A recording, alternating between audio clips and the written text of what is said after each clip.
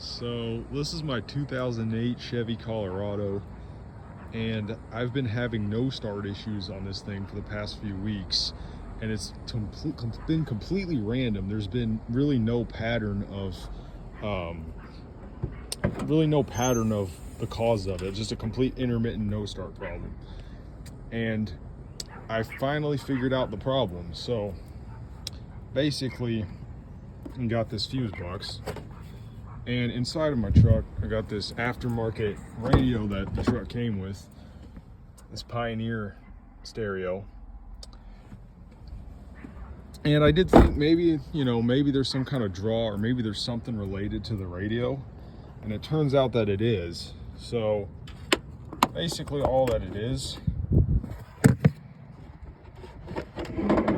you got the fuse box right here, so all the fuses, and you see there's that 15 amp with the black wire going to it.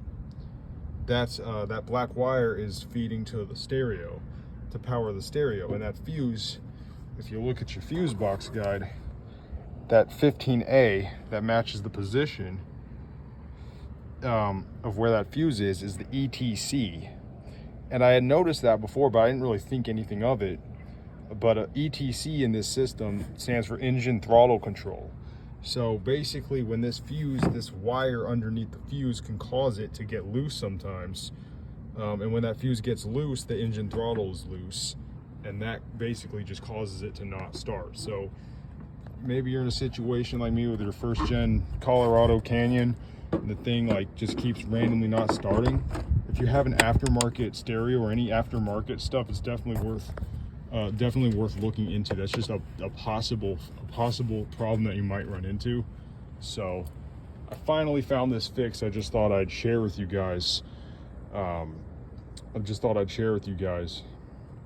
Because somebody might find it helpful.